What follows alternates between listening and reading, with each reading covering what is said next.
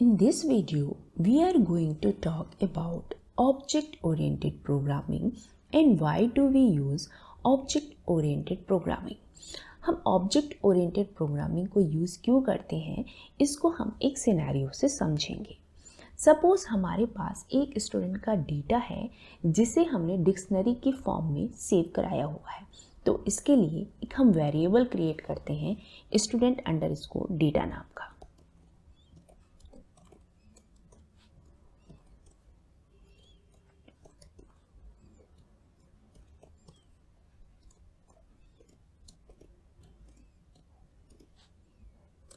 यहाँ हमारे पास स्टूडेंट के डेटा में नेम और मार्क्स है. ऑब्वियसली अगर हम रियल लाइफ में स्टूडेंट के डेटा को देखें तो उसमें हमारे पास name, address, mobile number, grades और भी बहुत सारी चीज़ें हो सकती हैं. बट अभी के लिए हम एज्यूम कर रहे हैं कि स्टूडेंट के डेटा में हमारे पास नेम और मार्क्स हैं और हम इन मार्क्स का एवरेज कैलकुलेट करना चाहते हैं. तो एवरेज कैलकुलेट करने के लिए हमें एक फंक्शन बनाना होगा जिसका हम नेम एवरेज अंडरस्कोर मार्क्स देंगे. तो यहाँ पर हम एक फंक्शन क्रिएट करते हैं.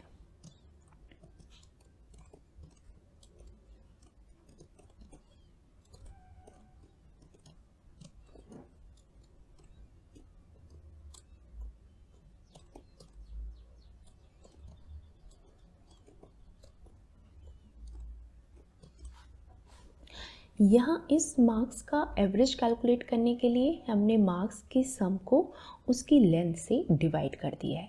अब हम इस फंक्शन को कॉल करते हैं और प्रिंट करा लेते हैं.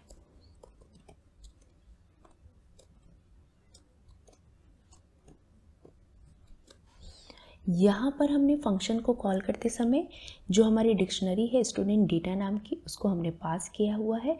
यहाँ फंक्शन में स्टूडेंट ने डिक्शनरी को रिसीव किया हुआ है. तो इसे हम सेव करते हैं और रन कराते हैं. तो ये देखिए हमारा यहाँ आउटपुट शो हो गया है. इसे अब मैं रिमूव कर देती हूँ और इसके बाद हम एक चीज़ नोटिस करते हैं. हमारे इस प्रोग्राम में दो पार्ट हैं. एक पार्ट में हम स्टूडेंट की इंफॉर्मेशन को स्टोर कर रहे हैं और दूसरे पार्ट में हम मार्क्स का एवरेज कैलकुलेट कर रहे हैं. बट हमारे इस पूरे प्रोग्राम में एक प्रॉब्लम है. प्रॉब्लम कोडिंग के पार्ट में नहीं है. कोडिंग का पार्ट हमारा परफेक्टली वर्क कर रहा है. प्रॉब्लम डिज़ाइनिंग के पार्ट में है. डिज़ाइनिंग के पार्ट में वो भी सॉफ्टवेयर डिज़ाइनिंग में, ना कि यूज़र डिज़ाइनिंग में. ऐसी प्रॉब्लम क्यों है इसे हम समझते हैं. यहाँ इन दोनों के बीच में बहुत क्लोज रिलेशन है बट ये एसेंशियली अनरिलेटेड है. मीन्स कि इन दोनों फंक्शन की जो लोकेशन है वो डिफरेंट है. आप एज्यूम करिए कि अगर हमारे कोड की लेंथ बहुत ज़्यादा होती तो ऐसी पॉसिबिलिटी है कि ये जो हमारा फंक्शन है वो किसी दूसरे डिफरेंट फाइल में हो. और अगर हमने यहाँ पर मार्क्स का नेम चेंज करके ग्रेड कर दिया तो हमारे प्रोग्राम में प्रॉब्लम क्रिएट हो जाएगी. और जो ये प्रॉब्लम है वो डिज़ाइनिंग के कारण क्रिएट हो रही है क्योंकि यहाँ पर हमारा फंक्शन स्टूडेंट डेटा के साथ टाइटली कपल तो है लेकिन उसके साथ लिविंग में नहीं है. लिविंग में है का मीन्स क्या है कि ये जो फंक्शन है वो डिक्शनरी के अंदर नहीं है. तो यहाँ पर मैं इसे फिर से मार्क्स कर देती हूँ और मैं कुछ ऐसा चाहती हूँ कि यहाँ पर ये जो हमारा फंक्शन है वो डिक्शनरी के अंदर हो जाए, लाइक दिस.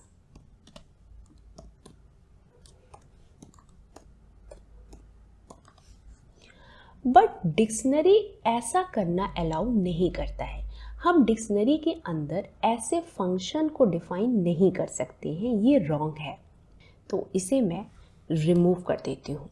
बट कुछ हम अगर ऐसा कर दें कि स्टूडेंट डेटा और उसमें जो हमारा फंक्शन परफॉर्म हो रहा है उनको एक साथ ले आए तो हमारी जो डिज़ाइनिंग है वो बिल्कुल सही हो जाएगी.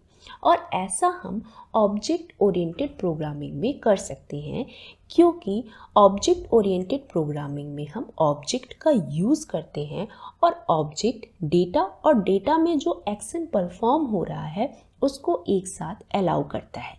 इस प्रोग्राम में हमारा जो डेटा है वो नेम और मार्क्स है, और इस मार्क्स में जो हमारा एक्शन परफॉर्म हो रहा है वो एवरेज मार्क्स है। तो हम कह सकते हैं कि ऑब्जेक्ट ओरिएंटेड प्रोग्रामिंग कोड को लिखने और मैनेज करने का एक वे है जो एक्चुअली में कोड की फंक्शनैलिटी को इन्हेंस नहीं करता है, बल्कि कोड के लिखने के तरीके को चेंज कर देता है, जिससे हम कोड को ईजिली मैनेज कर सकें। तो अब हम ये देखेंगे कि हम ऑब्जेक्ट को डिफाइन कैसे करें और ऑब्जेक्ट को क्रिएट कैसे करें। ऑब्जेक्ट को डिफाइन करना और ऑब्जेक्ट को क्रिएट करना दो डिफरेंट स्टेप्स हैं। ऑब्जेक्ट को डिफाइन और क्रिएट करने के लिए हमें क्लास की ज़रूरत होती है। तो क्लास क्या होती है और ऑब्जेक्ट क्या होते हैं उसे हम समझते हैं।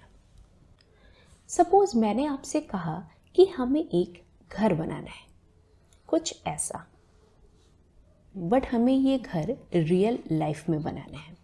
तो आप क्या करोगे? इमीडिएटली उठोगे नहीं और घर बनाना स्टार्ट नहीं कर दोगे। आप क्या करोगे? उस चीज़ को पहले अपने पेपर में लिखोगे कि हमें अपने घर का कलर कैसा चाहिए, घर में हमारा गेस्ट रूम कहाँ होना चाहिए, घर में गार्डन कहाँ होना चाहिए। ये सारी चीज़ें आप कहीं पेपर में लिखोगे।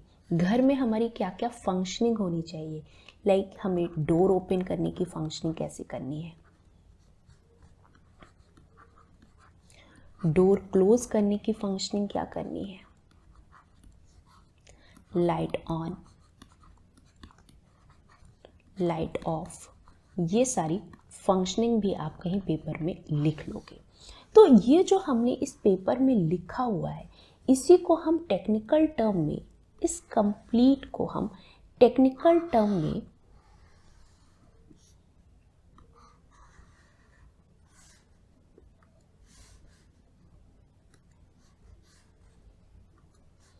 क्लास कहते हैं। मीन्स कि किस तरीके का हमें ऑब्जेक्ट क्रिएट करना है, किस तरीके का हमें घर क्रिएट करना है, उस चीज़ को हमने कहीं पेपर में लिख लिया, वो क्या कहलाएगा? क्लास कहलाएगा। या हम कह सकते हैं जो क्लास है ये ऑब्जेक्ट का ब्लूप्रिंट है। मीन्स हम ये लिख सकते हैं कि class is a blueprint of object. या हम क्या कह सकते हैं कि क्लास जो है वो हमारा एक पहले से तैयार किया हुआ ऑब्जेक्ट के लिए टेम्पलेट है। या हम क्या कह सकते हैं कि ये यूजर डिफाइन डेटा टाइप है, कि इसमें हमारी क्या क्या चीजें होंगी। तो इन शॉर्ट अगर हम कहें कि क्लास क्या है, क्लास हमें किस तरीके का ऑब्जेक्ट क्रिएट करना है उसके बारे में पहले से इंफॉर्मेशन प्रोवाइड करता है। मीन्स हम कह सकते हैं कि क्लास हमारा ऑब्जेक्ट कैसा तैयार होना है उसके बारे में पहले से इंफॉर्मेशन प्रोवाइड करता है कि ऑब्जेक्ट का हमारा कलर क्या होगा, इसमें गेस्ट रूम कहाँ होगा, गार्डन कहाँ होगा और क्या क्या फंक्शनिंग होगी। और जो ऑब्जेक्ट है वो हमारी रियल टाइम एंटिटी है।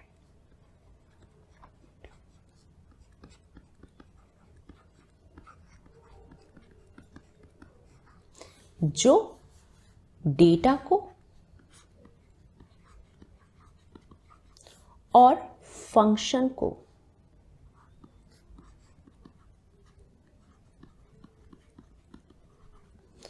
दोनों को एक साथ अलाउ करता है।